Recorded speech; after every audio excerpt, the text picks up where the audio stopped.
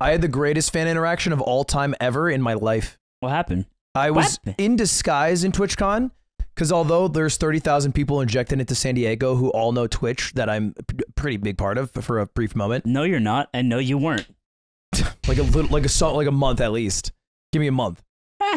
Thought you were I thought you were cool. Thanks, appreciate that, doctor. Thought you were. And to basically navigate around without having like a crowd form, because like even though only like 10% or 20% of people there like maybe are a fan of me, like 50% will recognize me and then want a picture of me just to have it in and then their, it becomes like the in their Disney, Pokedex. Pokedex. Yeah. So I would wear my Top Gun hat and a mask, and almost no one would come up to me. And if they did come up, they'd usually like be pretty sly about it. And I knew the disguise worked because I tested it out when I saw Tarek like 5 feet in front of me, and I walked up quietly in my disguise and I tapped him on the shoulder. And I, without saying a word, I took out my phone and I went, and then I put it away and I went, and then I walked away and he just looked weirded out. And I went back to him 5 minutes later. I was like, yo, he's like, whoa. You should have just posted it. I did. I tweeted at him. No, but before you talked to him. No, I did.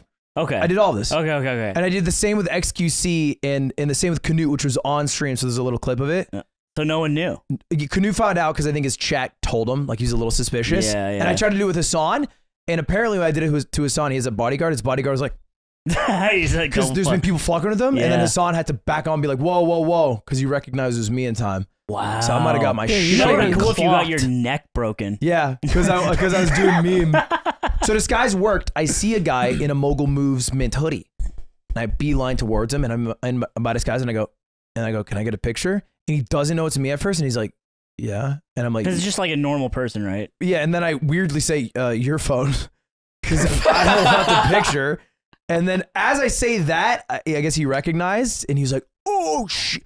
And we take the picture, and while we're taking it, someone else comes over, so I take a pic with them, and I see out of the corner of my eye, the kid with his sister, he's like a 16-year-old kid with his older sister, and they start jumping and dancing in a circle. And they're like, yeah. What? Yeah, like they were so excited that event had occurred. And then he came back, and he's like, can you sign this? I was like, yeah. And then I like gave him a hug, and then I walked away, and they cheered again.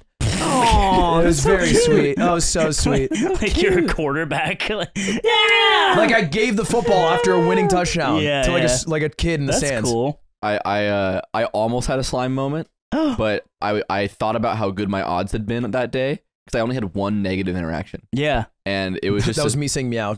What he's asking for. This guy loved it. I'm just chilling, and I'm in what's considered like a safe zone. Like I'm like in a place that like only kind of partners can go, and then whenever we're over there, like everything's very chill. And whenever we exit that zone, it becomes like swarms of people who kind of whatever. So we're in the safe zone. There's no creeper spawning over here. All lights are all on, and this torches on the cage. This dude comes up to me and he's like, "Yo, you on Vine?" And I'm like, "Still?" I'm like, "What?" I don't know what to say. I can't know what's happening. It's a bad question. He's like, "You on?" He goes, "You on MySpace?" And then I said, I said, I see the bit. We're saying old social media, and he kind of just keeps looking at me, and I'm like, "Right, Friendster," and he's like, "Huh?" Oh. And then I look at him again. I'm like, "Oh, how old are you? Like, you don't know that one or whatever?" And he's like, "I'm 80." And I looked at him and I was like, I'm gonna have a slime moment. I was like, I'm gonna freak out at this guy, and so I just said, I'm gonna go that way.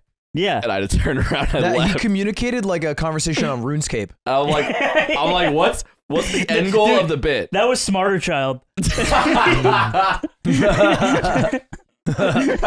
He found him. He's real.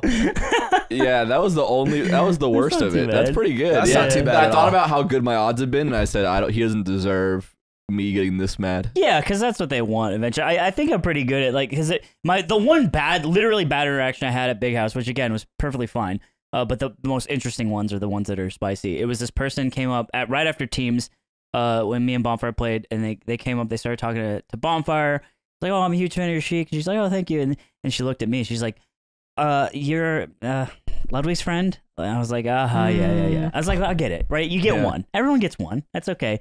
And then I was like, yeah. They're like, snail or something like that. Oh, and just kept doing it. It keeps going. I was like, you're being annoying. You're being annoying. You have to stop this. I don't like this. You're being annoying.